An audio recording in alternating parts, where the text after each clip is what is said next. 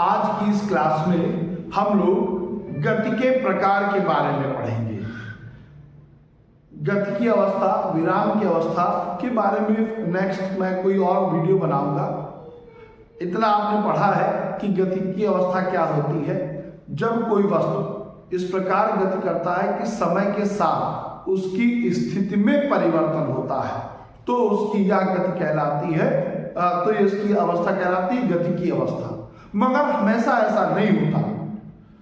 अगर आप ट्रेन से सफर कर रहे हैं और आपके साथ आपका दोस्त बैठा है तो उसके सापेक्ष आप गति की अवस्था में नहीं है, विराम की अवस्था में है। मगर इसके बारे में हम लोग फिर किसी अन्य वीडियो में पढ़ेंगे। आज जो हम लोग गति की अवस्था में पढ़ेंगे। गति की 4 अवस्थाएं होती हैं। पहली अवस्था कहलाती है स्थानांतरीय गति। गति का ये पहला प्रकार है, स्थानांतरीय गति। अब ये क्या होती है समझिएगा। मान लीजिए आप बाइक से जा रहे हैं और उस बाइक पे आपके पीछे एक कोई मोहतरमा बैठी है और बाइक की स्पीड 20 किलोमीटर पर आवर, मतलब बहुत स्लो चल रहा है बाइक। तो अब बताओ तुम्हारी स्पीड और उन मोहतरमा की स्पीड कितनी हुई? तो आप कहेंगे सर मेरी भी स्पीड बाइक की स्पीड के बराबर हुई और मोहतरमा की भी। बिल्कुल सही है। सिर्फ आप दोनों की नहीं, उस गाड़ी के हर एक पुर्जे की, एक नट बोल्ट की स्पीड 20 ही होगी। और अगर आपने 1 घंटे बाइक चलाई तो 1 घंटे में जितना आपने सफर किया उतने उस गाड़ी के प्रत्येक नट बोल्ट ने सफर किया, जितनी दूरी तय की। पृथ्वी के साथ समांतर रहे और समान समय में समान दूरी तय किए। तो जब ऐसा होता है तो ये गति कहलाती है स्थानांतरित गति, कि कोई पिंड इस प्रकार गति करे कि उसके समस्त कण समान समय में समान दूरी तय करें। तो जब कभी ऐसा हो तो इस प्रकार की गति को हम स्थानांतरित गति कहेंगे। आपको उम्मीद करते हैं समझ में आया होगा। अब आप क्या उदाहरण दे सकते हैं इनके?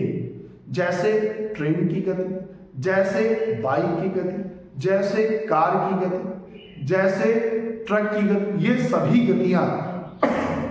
सभी गतियां जो है वो कहलाती हैं स्थानांतरित गति, क्योंकि ये सभी समान समय में समान दूरी तय करते हैं।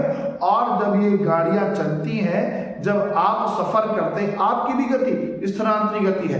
क्योंकि जब आप गति कर रहे हैं तो आपके लीवर, आपकी छोटी आंत, आपकी बड़ी आंत, आपका जिगर, आपका दिल सब बराबर स्पीड से चल रहा, पृथ्वी के साथ समान दूरी में, समान समय में। तो जब कभी ऐसा होता है तो ऐसी गति कहलाती है स्थानांतरित गति। तो याद रखिएगा, जब भी आप अगली बार बाइक में बैठे, आप पैदल चले, तो याद रखिएगा आप स्थानांतरित गति तय कर रहे हैं। अब गति का दूसरा प्रकार देखें। दूसरा प्रकार है घूर्णन गति। घूर्णन गति ये क्या होता है? इस गति में हम लोग अक्ष के चारों ओर घूमते हैं। जैसे देखिए, जैसे मेरे हाथ दो हैं और मेरा सिर अक्ष है, मैं इस प्रकार से गति कर रहा हूं, तो इस प्रकार की ये गति घूर्णन गति है। अब बताओ इस प्रकार की गति कौन कौन करता है? आपका पंखा, उसका हेड, इलेक्ट्रॉन, पृथ्वी, सभी ग्रह, सभी उपग्रह अपनी अक्ष पर घूमते हैं, इसलिए उनकी गति घूर्णन गति कहलाती है। और इस गति को हम लोग ओमेगा से रिप्रेजेंट करते हैं।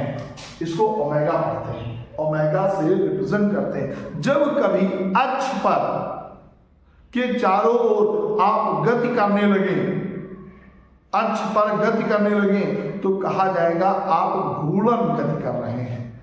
क्या बात समझ आई? जब कोई पिंड अपनी अक्ष पर घूमता है, गति करता है, तो उसकी गति घूर्णन गति कहलाती है। जैसे लट्टू है, लट्टू भी घूर्णन गति करता है ना। कंफर्म हुआ होगा कि घूर्णन गति क्या होती है। अब एक तीसरी गति होती है जिसमें अक्सर बच्चे इस तीसरी गति में और घूर्णन गति में डिफरेंस नहीं समझ पाते। वो तीसरी गति है वृत्तीय गति। वृत्तीय गति, अब ये समझिए क्या है। किसी पिंड के चारों ओर घूमना, किसी पिंड के चारों ओर घूमना, यह वृत्तीय गति कहलाती है ना। तो जैसे सपोज कोई स्कूटी है, स्कूटी जा रही है और उसके चारों ओर आप अपने बाइक से चक्का लगा रहे हैं, है ना, तो ये गति कहलाएगी वृत्तीय गति। पृथ्वी वृत्तीय गति करती है, घूर्णन गति भी करती है, मगर सूर्य के चारों ओर भी घूमती है। ग्रह सभी पृथ्वी नहीं, सभी ग्रह वृत्तीय गति भी करते हैं और घूर्णन गति भी करते हैं। अपनी अक्ष पर घूमते हैं घूर्णन गति, चारों ओर घूमते हैं वृत्तीय गति। इलेक्ट्रॉन नाभिक के चारों ओर घूमता है। और अक्सर आपके दोस्त कहते होंगे यार तुम फला के चारों ओर घूमते हो, उसके चारों ओर घूम रहे, तो चारों ओर घूमना मतलब वृत्तीय गति करना। अब बताना तुम किसके पीछे वृत्तीय गति करते हो, है ना। समझ में आया वृत्तीय गति क्या होती है। अब चौथी गति कहलाती है दोलनी गति। दोलनी गति,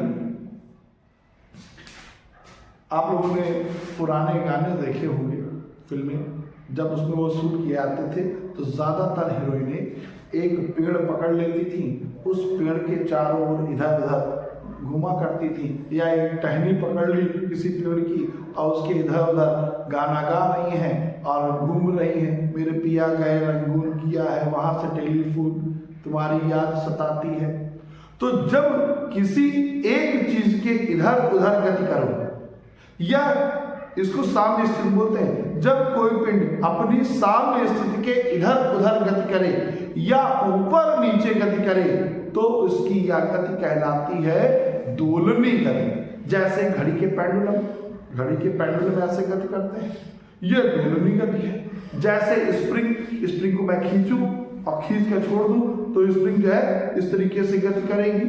तो ये जब गति इस तरीके से हो, अपनी साम्य स्थिति के ऊपर नीचे या साम्य स्थिति के इधर उधर, बीच वाली स्थिति कहलाती है साम्य स्थिति, तो उसकी यह गति कहलाती है दोलनी गति। उम्मीद करता हूं आपको समझ में आया होगा।